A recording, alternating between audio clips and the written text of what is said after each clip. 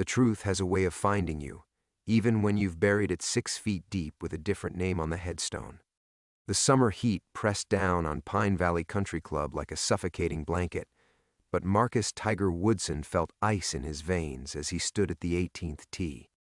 2,000 faces stared back from the gallery, their casual afternoon suddenly transformed into something electric and dangerous. Celebrity commentator Bradley Vance held the microphone with the confidence of a man who believed he was about to destroy someone's carefully built life, his voice booming across the pristine fairways about fabricated military records and stolen valor.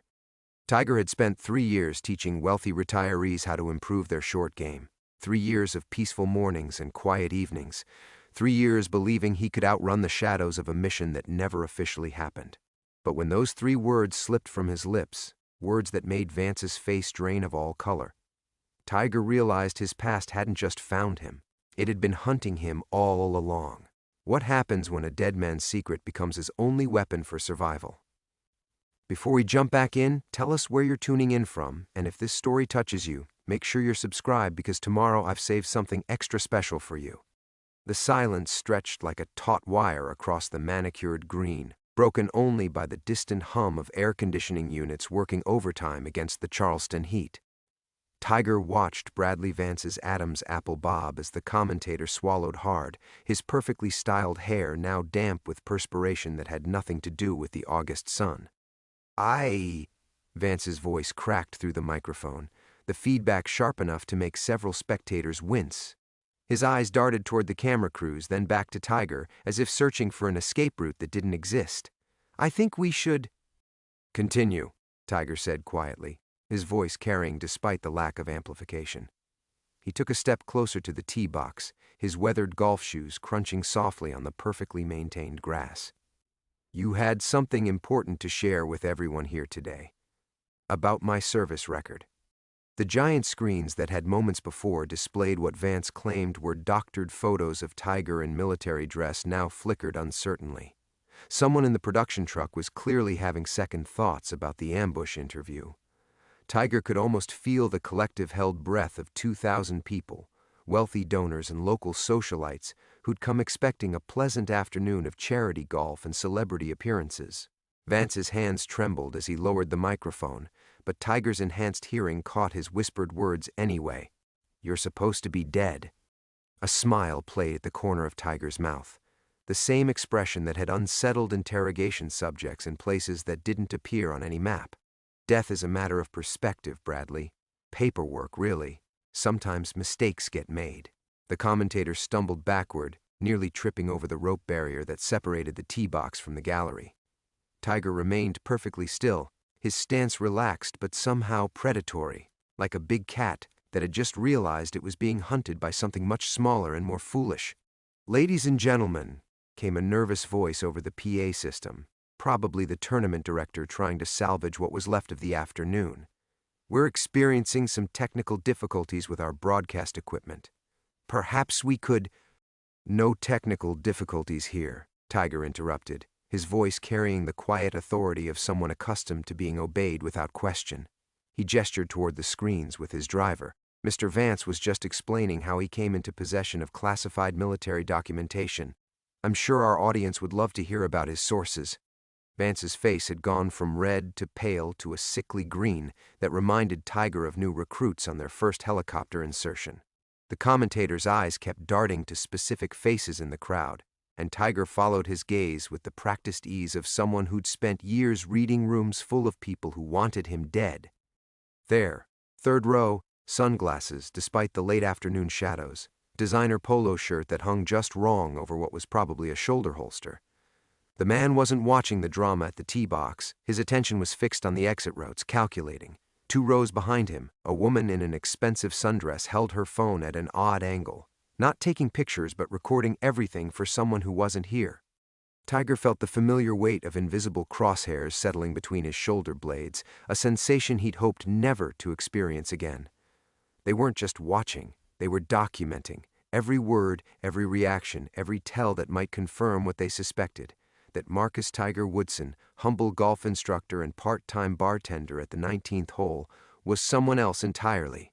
I think, Vance said, his voice steadier now but still carrying an undercurrent of panic. "We should discuss this privately." "Should we?" Tiger's smile widened, and several people in the front row actually took a step back. "After you've gone to all this trouble? The screens, the photos, the dramatic timing. Someone invested considerable resources in this little performance." He could see it now, the web of careful planning that had led to this moment. The anonymous tip that had probably reached Vance weeks ago, complete with tantalizing evidence and the promise of a career-making story. The decision to make the revelation public, messy, undeniable. The backup plans already in motion, contingent on how he reacted. They'd wanted to flush him out, force him to break character. What they hadn't counted on was that Marcus Woodson wasn't a character at all, it was who he'd chosen to become. The other man, the one whose name appeared on documents that shouldn't exist, was the ghost. Tiger? The voice belonged to Sarah Martinez, the club's event coordinator, who was approaching with the careful steps of someone walking through a minefield. "Is everything all right? Should we postpone the tournament?" He turned to her, and for a moment his expression softened into something almost human. Sarah had been kind to him over the past 3 years, never asking uncomfortable questions about his past or why someone with his obvious education was content to teach golf swings and mixed drinks. She deserved better than to become collateral damage in whatever was coming. "Everything's fine," he said, then looked back at Vance. "We're just clearing up some old business." "Old business has a way of becoming new problems," Vance said, his voice barely above a whisper as he fumbled with his microphone pack.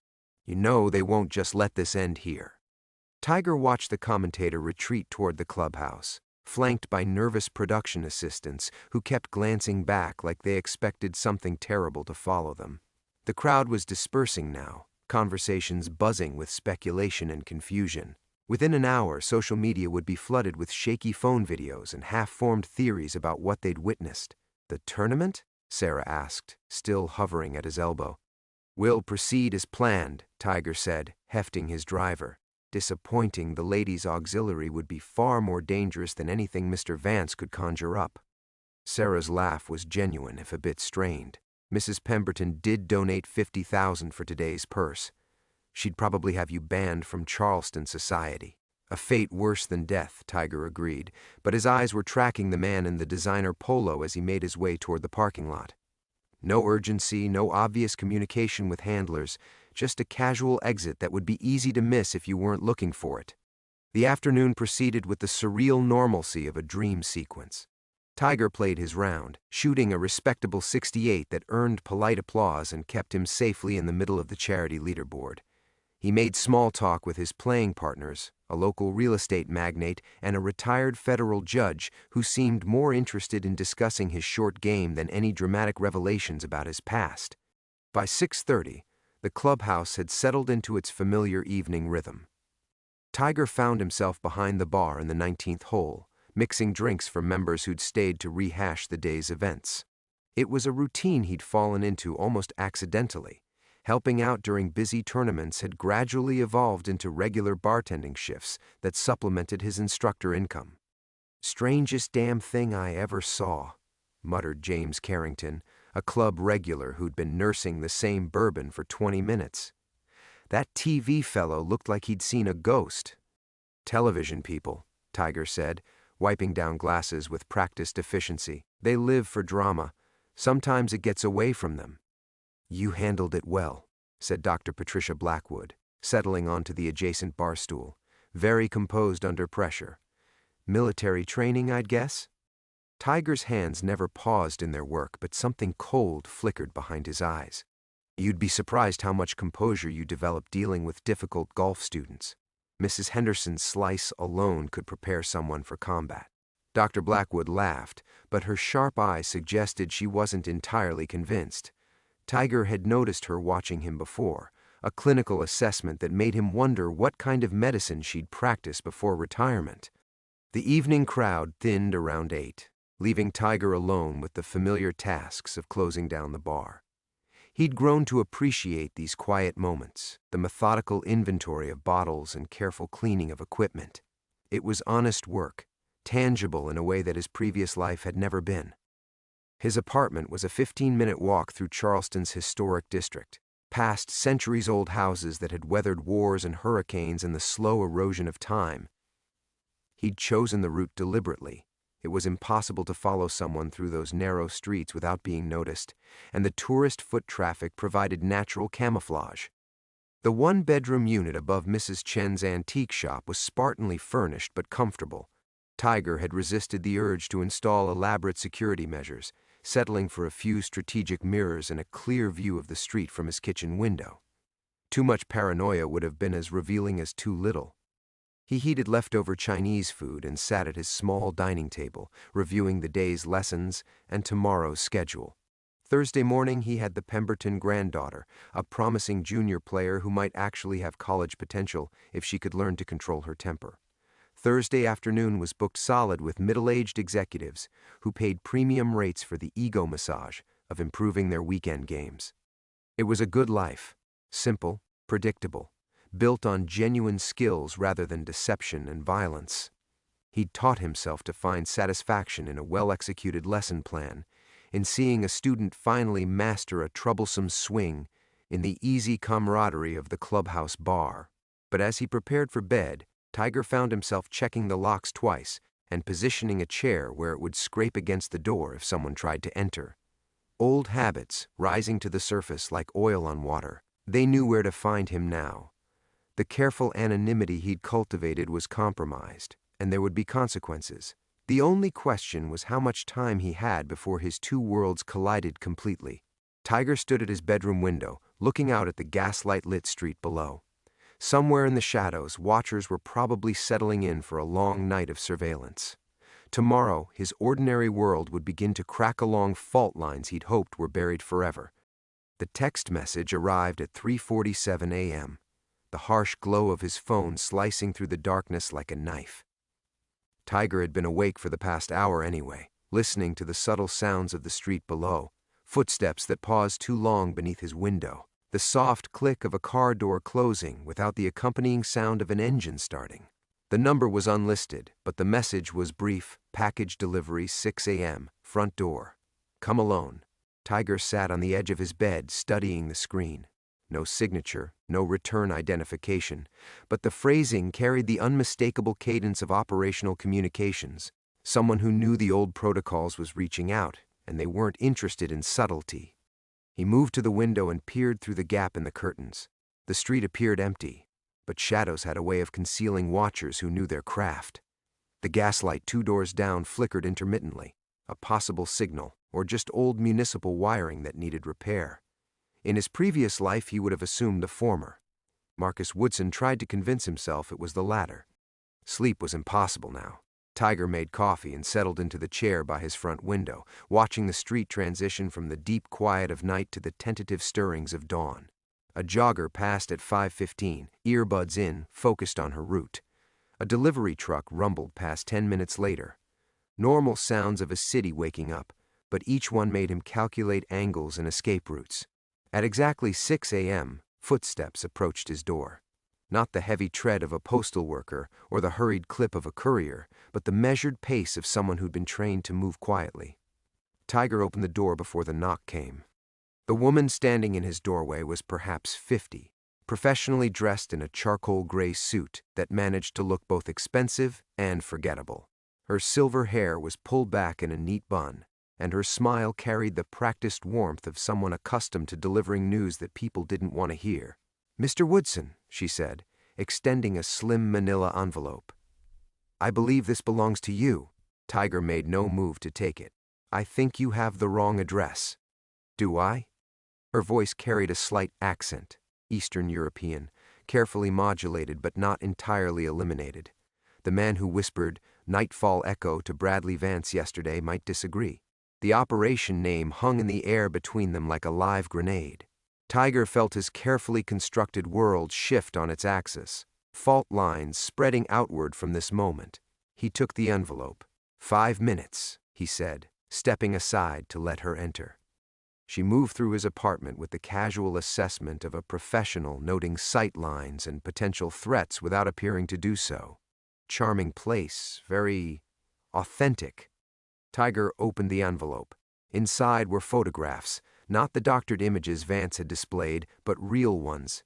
Pictures of a man in desert camouflage who looked like him but somehow wasn't, taken in places that officially didn't exist during operations that had never been acknowledged. The final photo showed a flag-draped coffin and a memorial service for someone who died a hero's death in Syria. Thomas Mitchell, the woman said quietly. Decorated Special Operations Officer. Posthumously awarded the Silver Star for actions that remain classified, buried with full honors at Arlington. She paused, except of course he didn't die. The records were altered, the DNA samples switched, the identity buried so deep that even the people who created it forgot where they put the shovel. Tiger set the photos on his kitchen counter, face down. What do you want? The same thing you want, I suspect. To keep the past where it belongs. She moved to his window, looking down at the street. Bradley Vance received those photographs from someone with access to archives that shouldn't exist. Someone who wants Thomas Mitchell to emerge from whatever grave Marcus Woodson has been hiding in. And you represent? People who prefer stability, who believe that some secrets serve everyone better when they remain secret. She turned back to him. Yesterday was a test, Mr. Woodson. How you reacted, whether the conditioning held, if 3 years of civilian life had softened the edges. You performed admirably. Tiger poured himself coffee with steady hands, not offering her any. I'm not performing anything. I teach golf. I mix drinks. Thomas Mitchell died in Syria. Did he? Her smile turned predatory. Because the people who sent Mr. Vance believe otherwise, and they have resources that make yesterday's little theater production look like amateur hour. She moved toward the door, then paused. They're not interested in exposing you, Mr. Woodson. They want to reactivate you. The words hit him like a physical blow. That's not possible. Isn't it? A man with your particular skills, legally dead, with a perfectly constructed civilian identity. You're the ideal asset, someone who doesn't officially exist but can walk freely in the world. She opened his front door. They'll make you an offer you'll find difficult to refuse. The question is whether you'll accept it voluntarily or whether they'll need to provide additional motivation. What kind of motivation? Her smile faded entirely. Look around, Mr. Woodson. You've built a nice life here. Students who depend on you, colleagues who've become friends, a community that's accepted you.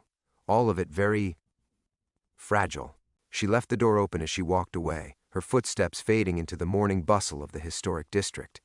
Tiger stood in his doorway, watching her disappear around the corner, knowing that his ordinary world had just received its death sentence. The choice was no longer whether to remember Thomas Mitchell. The choice was whether Marcus Woodson would survive what was coming. Tiger closed the door and leaned against it, the wood cool against his back as her words echoed in the sudden silence. All of it very fragile. He looked around his apartment, the second-hand furniture he'd carefully chosen, the golf magazines stacked on the coffee table, the framed photo of himself with the club's junior golf team after their regional championship. 3 years of building something real, something clean, and now it felt as insubstantial as morning mist. His phone buzzed. A text from Sarah, everything okay after yesterday? Members asking if you'll be in for lessons today.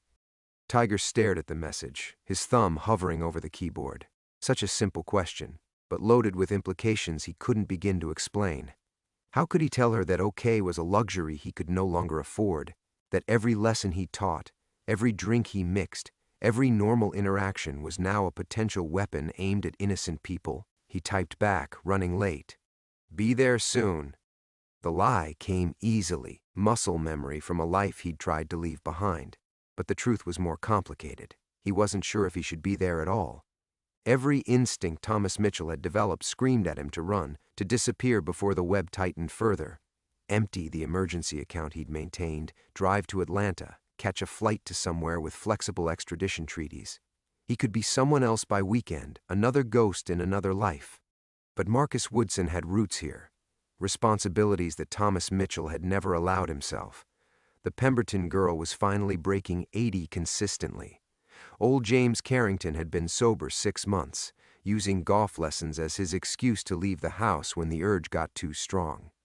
Dr. Blackwood was recovering from surgery, and their weekly putting sessions were the only thing that got her moving again.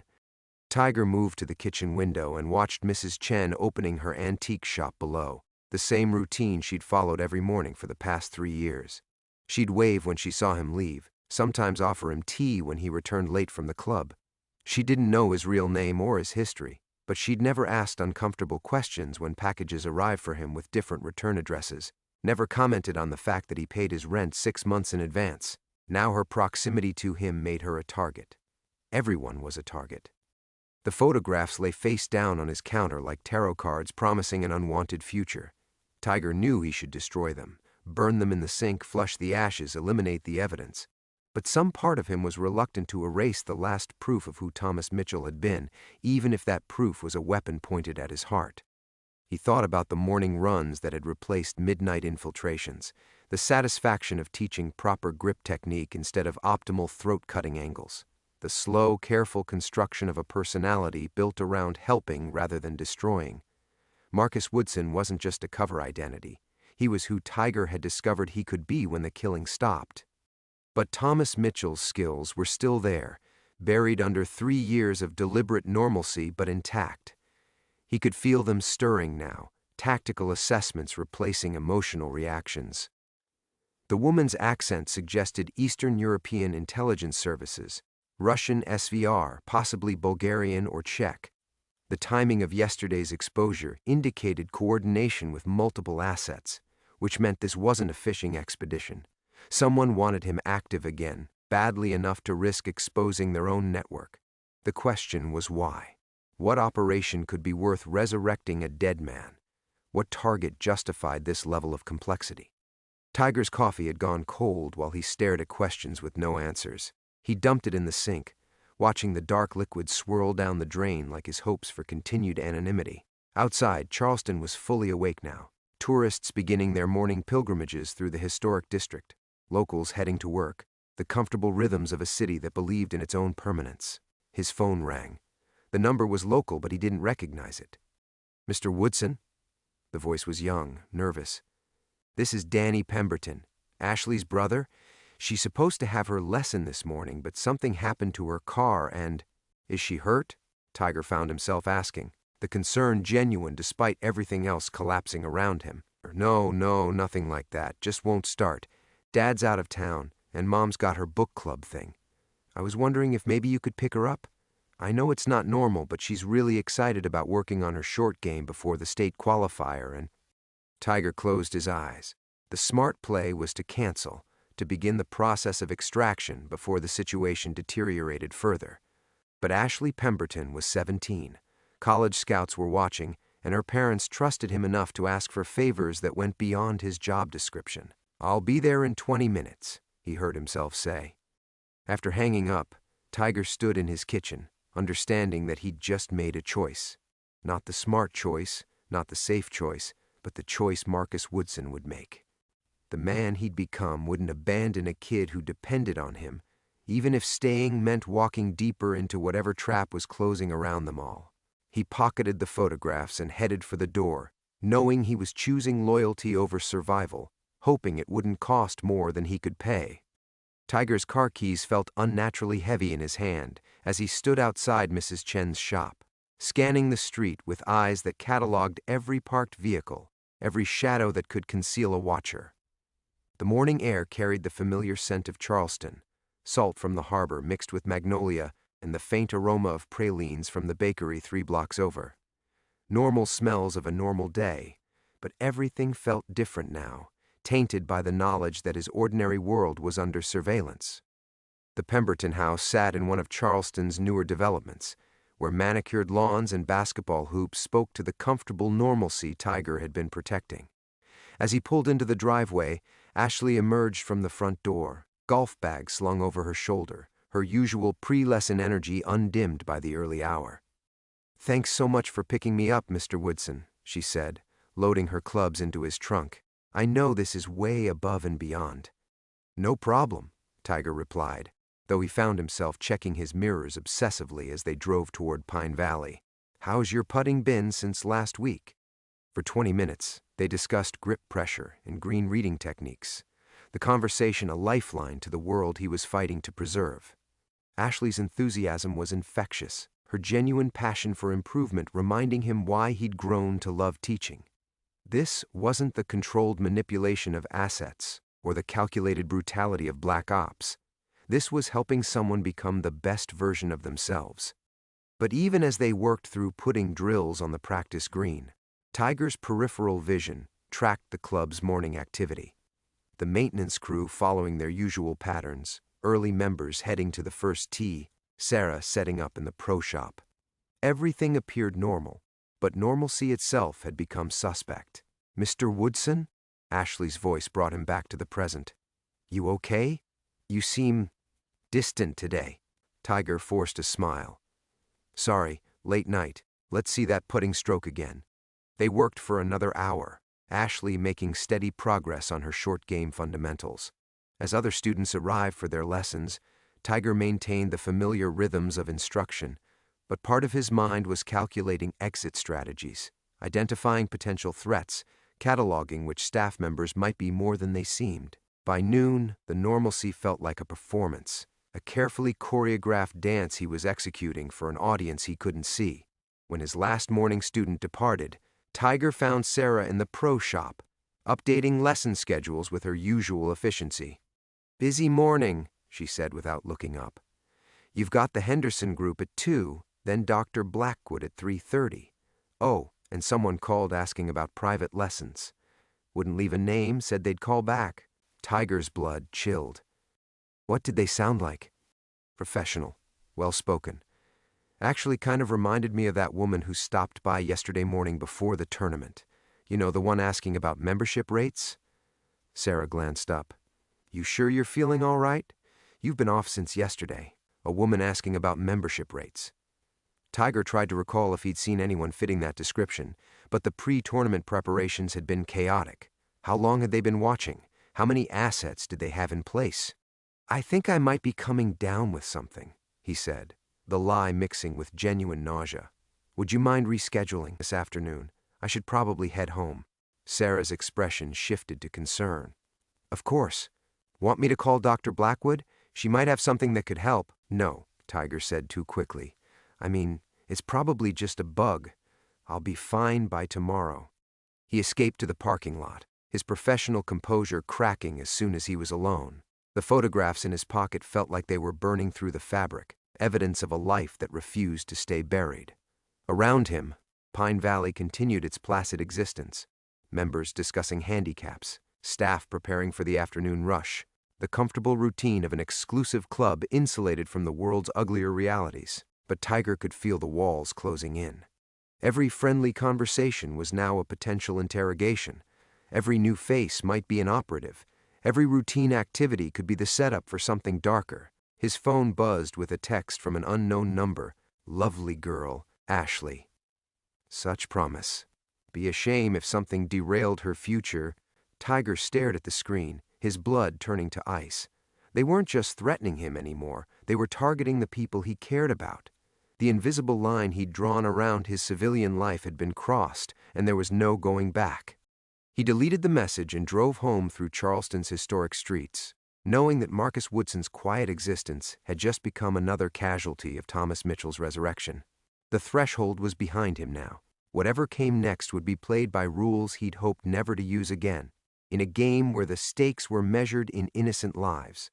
The dead man was walking again, and everyone he touched would be in danger. Tiger sat in his car outside his apartment building, engine off, studying every shadow and doorway with the methodical precision of a man who'd learned that survival depended on details others missed. The threat against Ashley had changed everything. This wasn't just about him anymore. It was about everyone whose life he'd foolishly allowed himself to touch. His phone rang. Local number, but not one he recognized. "Marcus?" The voice was elderly, refined, unmistakably Charleston aristocracy. "This is Judge Whitmore. I believe we need to talk." Tiger knew the name. Retired federal judge, Pine Valley member for 40 years, the kind of man who wielded influence through quiet conversations rather than dramatic gestures. They'd exchanged pleasantries on the course, nothing more. "Judge, I'm not sure." 15 minutes. Cathedral of St. Luke and St. Paul. Come alone, but don't worry about surveillance. Some conversations require sanctuary. The line went dead. Tiger stared at his phone, adding another player to a game whose rules were becoming increasingly complex. A federal judge requesting clandestine meetings wasn't part of any playbook he'd studied. The cathedral sat in the heart of the historic district, its Gothic spires piercing Charleston's afternoon sky like stone prayers. Tiger found Judge Whitmore in a back pew, silver-haired and dignified even in casual clothes, his presence commanding despite the whispered reverence of the sacred space. "Thank you for coming," the judge said quietly as Tiger slid into the pew beside him. "I've been watching your situation develop with considerable interest." "My situation?" "Please, we're both too old for theatrical ignorance." Whitmore's voice carried the authority of someone accustomed to cutting through deception. "Thomas Mitchell's resurrection has sent ripples through circles you can't imagine. Some of us have been waiting for those ripples to reach Charleston." Tiger felt his carefully maintained composure crack slightly. "I don't know what you're talking about." "Of course you don't. Just like you don't know why a decorated war hero supposedly killed in Syria turned up teaching golf to Charleston's elite. Or why someone with your particular skills chose Pine Valley specifically, rather than any of a dozen other clubs where you could have disappeared more completely." The words hit Tiger like physical blows. Judge Whitmore wasn't fishing, he knew. But knowledge meant danger, and Tiger's hand instinctively moved toward the concealed knife at his ankle before he caught himself. This was a house of God, and whatever else he'd become, he wouldn't spill blood on consecrated ground. "Relax, son. If I wanted you dead, we wouldn't be having this conversation." Whitmore's tone gentled slightly. "I'm here because there are still a few of us who believe some things are worth protecting. Your service record, the real one, is quite impressive. I'm retired." "Are you? Because the people trying to reactivate you don't seem to think retirement is an option." Whitmore reached into his jacket, producing a thin file folder. "Bradley Vance is small time, a useful idiot who doesn't understand the forces he's working for, but his handlers are considerably more sophisticated." Tiger accepted the folder reluctantly, scanning its contents. Surveillance photos of the woman who'd visited his apartment.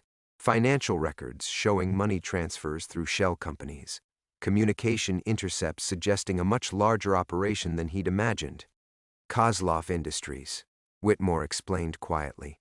"Russian private military contractors with fingers in everything from African mineral rights to Syrian reconstruction projects. They've been hunting ghosts, special operations personnel who were declared dead but might still be breathing. You're not their only target. Why tell me this? Because 30 years ago, I was read into operations that officially never existed. I signed papers that don't have names, swore oaths that transcend normal legal boundaries." The judge's eyes held depths Tiger recognized, the look of someone who'd seen what happened when good intentions collided with necessary evils.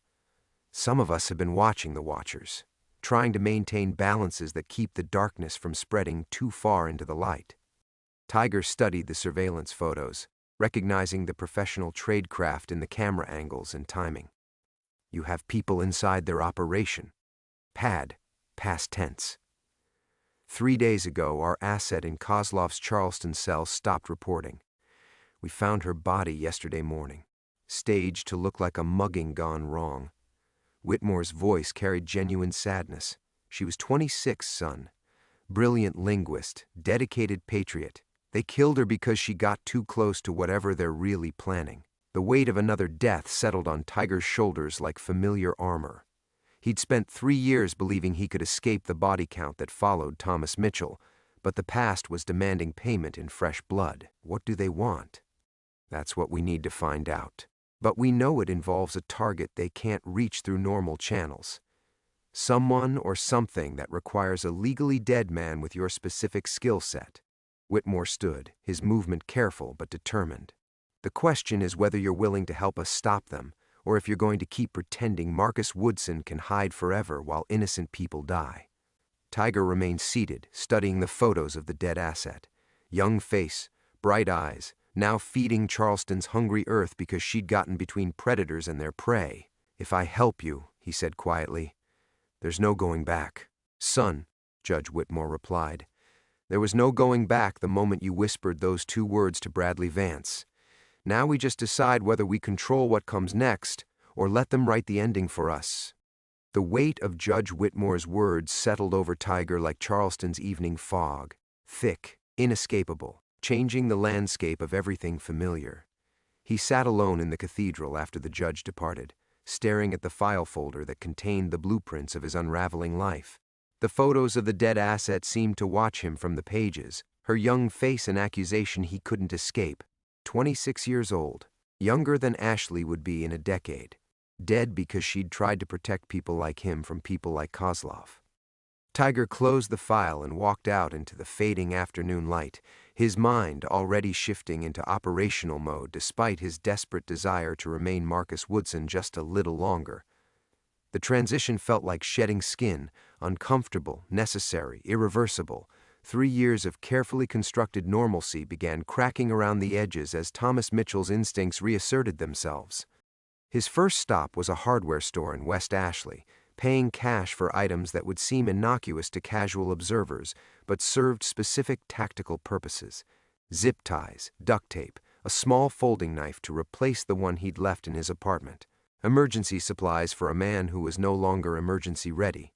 The second stop was a prepaid phone from a gas station, purchased while wearing a baseball cap pulled low and paying cash to a clerk more interested in his television than his customers.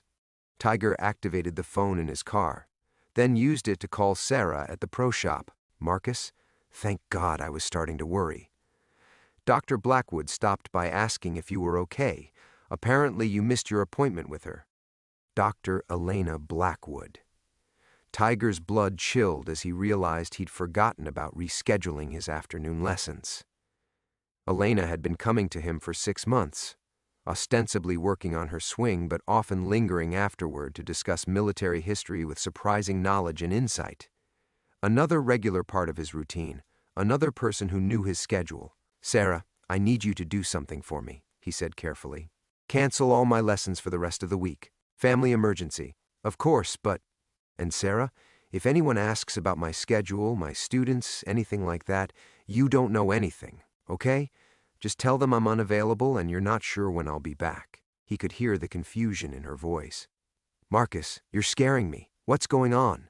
The honest concern in her tone made his chest tighten. Sarah had been nothing but kind to him, treating him like family rather than just another employee. Now he was about to disappear from her life without explanation, another casualty of Thomas Mitchell's resurrection. "Just trust me," he said, "and be careful. If anything feels wrong, anything at all, you call the police immediately." He hung up before she could ask more questions, adding her worried voice to the growing list of collateral damage his old life was creating in his new one. The third stop was his apartment, but only after circling the block twice to check for surveillance. Mrs. Chen's shop was closed, her familiar presence another comfort he was about to lose. Tiger climbed the stairs to his apartment like a man ascending to his own execution. Inside, everything looked exactly as he'd left it, but the space felt contaminated now. The coffee mug still in the sink, the morning newspaper folded on the counter, the carefully maintained illusion of a normal man's normal life. Tiger moved through the rooms systematically, gathering items that couldn't be replaced and abandoning everything else. A go bag from the closet, already packed with cash, fake identification, and basic supplies. The gun taped under his bedroom dresser, cleaned and loaded but unfired for 3 years. A hard drive containing encrypted files he'd hoped never to access again. As he packed, Tiger found himself pausing over small mementos of Marcus Woodson's existence. A photo from the Pine Valley Christmas party where he stood beside Sarah and some of the other staff, all of them laughing at something he could no longer remember. A thank you card from Ashley's parents after she'd won the regional junior championship. A bottle of bourbon Judge Morrison had given him after Tiger fixed his slice. Evidence of a life worth living, relationships worth protecting. But keeping them meant putting them in danger, and Thomas Mitchell had too much blood on his hands to risk adding innocent names to that list. His phone buzzed with a text from the number Judge Whitmore had used. "Midnight. Rainbow Row. Come ready to work." Tiger stared at the message. understanding it was a summons to cross the final threshold. After midnight, Marcus Woodson would cease to exist in any meaningful way. Thomas Mitchell would be fully resurrected, armed and operational, playing games where the stakes were measured in lives. He looked around his apartment one last time, saying goodbye to the man he'd managed to become when the killing stopped. Tomorrow, he would begin hunting predators again. Tonight, he would mourn the teacher he was leaving behind. Tiger set the apartment keys on the kitchen counter and walked away from Marcus Woodson's life for the last time. The finality of it hit him harder than he'd expected, not just the loss of comfort and routine, but the death of the hope that he could remain someone other than what he'd been forged to become. Rainbow Row at midnight was a different world from the tourist-friendly Charleston postcard version. The pastel antebellum houses that looked so charming in daylight cast deep shadows under the streetlights, their beauty turned ominous by darkness and Tiger's knowledge of what waited in those shadows. He parked 3 blocks away and approached on foot, every sense hyper-alert, the familiar weight of the concealed Glock both comforting and damning. Judge Whitmore emerged from a doorway like a ghost materializing from Charleston's troubled past. Gone was the distinguished club member. In his place stood a man who moved with the careful precision of someone accustomed to dangerous work. "You came," Whitmore said simply. "Did I have a choice?" "There's always a choice.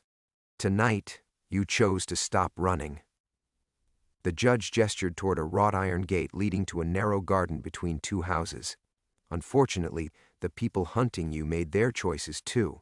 They walked through the garden in silence, Tiger noting the strategic positioning, multiple exits, clear sightlines, defensive advantages if things went wrong. Professional paranoia dormant for 3 years flooded back like muscle memory. "Dr. Elena Blackwood," Whitmore said without preamble as they reached a small courtyard. "How well do you know her?" Tiger felt the ground shift beneath him. "She's a student, has been for 6 months, comes twice a week, works on her short game. She's also Kozlov Industries' senior field operative in the southeastern United States. MIT graduate, former CIA, recruited by the Russians 5 years ago when they offered her family safe passage out of Ukraine."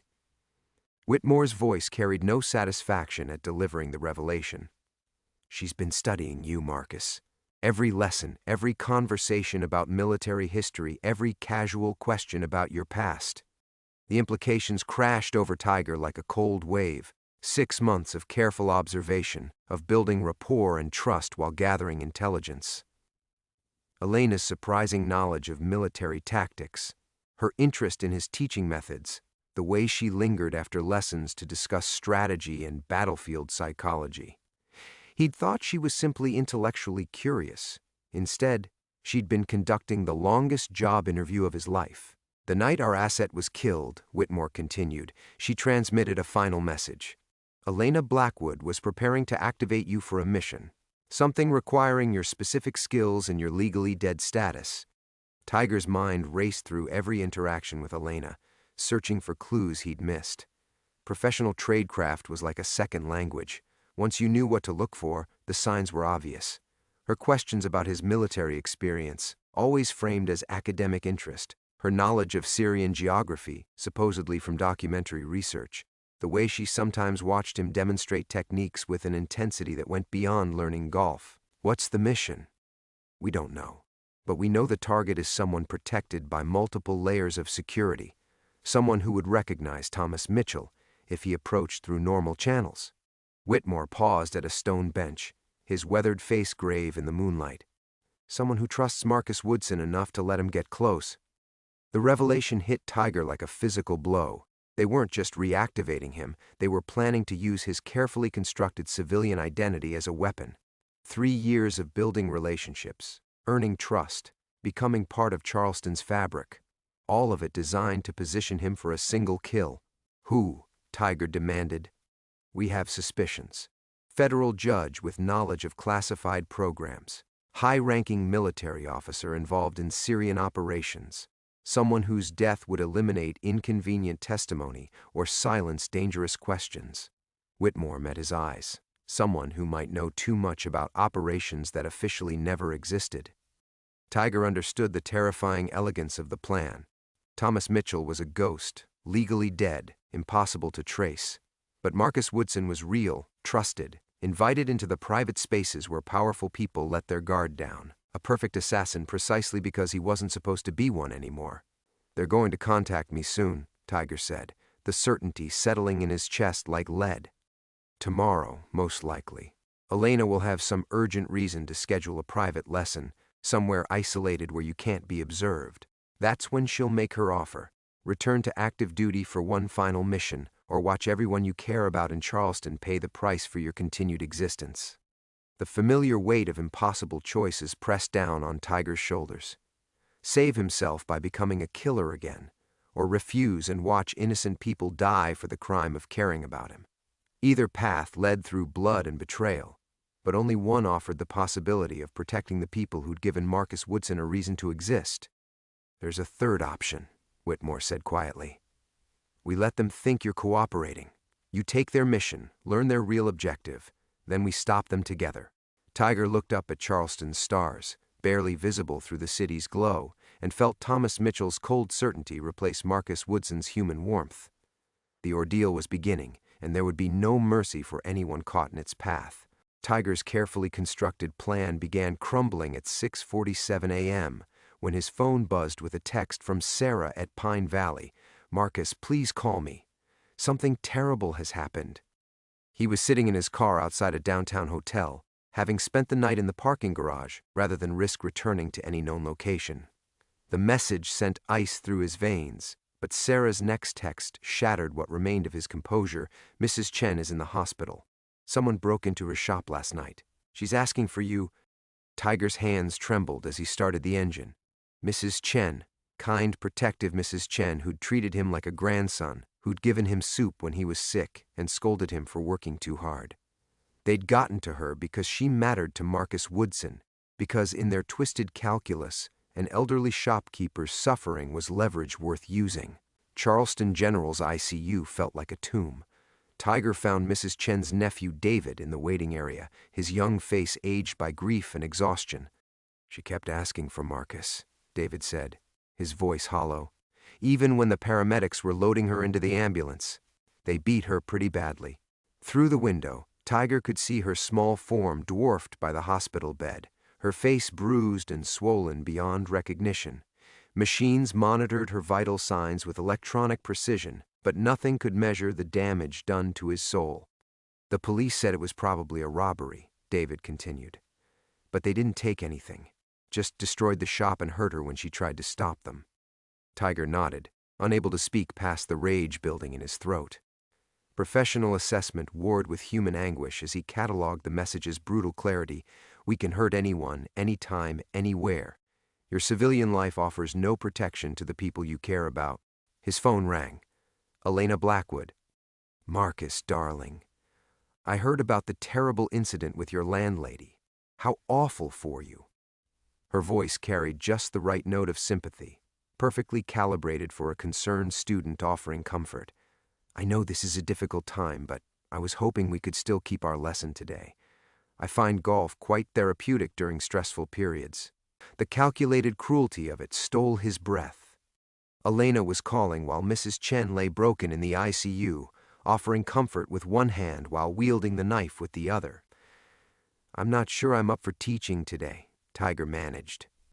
"Oh, but I insist. I've arranged for us to use the private course at Magnolia Plantation. Much more secluded than Pine Valley.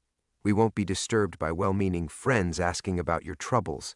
The subtle emphasis on secluded and undisturbed made her meaning crystal clear. "Shall we say 2 o'clock? Tiger closed his eyes, feeling Marcus Woodson's world complete its collapse around him. They demonstrated their reach, their willingness to hurt innocents, their patience in setting the perfect trap. Mrs. Chen was just the opening move. Sarah, Ashley, Judge Morrison, everyone who'd welcomed Marcus Woodson into their lives was now a potential target. "I'll be there," he said. After hanging up, Tiger sat in the hospital corridor watching David hold vigil over his aunt's broken body. The young man's devotion was pure, uncomplicated by the knowledge that his presence endangered everyone around him. Marcus Woodson would have stayed, would have offered comfort and support through the crisis. But Thomas Mitchell understood that proximity to Tiger now meant proximity to violence. He stood to leave, and David looked up with desperate hope. "You're going already? She really wanted to see you when she wakes up. Tell her—" Tiger's voice caught. "Tell her Marcus had to go away for a while. Tell her he's sorry he couldn't keep her safe." Walking away from Mrs. Chen's bedside felt like abandoning his own humanity. Each step toward the elevator carried him further from the man he'd tried to become and closer to the weapon he'd never stopped being. In the parking garage, Tiger opened the encrypted hard drive from his apartment and began accessing files he'd hoped never to need again. Thomas Mitchell's operational records, contact protocols, kill techniques refined through years of classified missions. The data downloads felt like watching his own autopsy. Clinical documentation of a man who died officially but never stopped breathing. A new text from Elena. "Bring your military dress uniform. Professional appearance matters for what we'll be discussing." The final piece clicked into place with devastating clarity. Whatever they planned to use him for required the full presentation of Marcus Woodson's false identity, complete with the decorations and credentials that made him trustworthy to their ultimate target. They weren't just stealing his new life, they were weaponizing every relationship, every moment of trust, every human connection he'd managed to build. Tiger deleted the message and drove toward Magnolia Plantation, carrying Mrs. Chen's blood on his conscience, and the certainty that before the day ended, he would add fresh names to the list of people who'd suffered for the crime of caring about him. The dark moment had arrived, and Thomas Mitchell was all that remained to face it.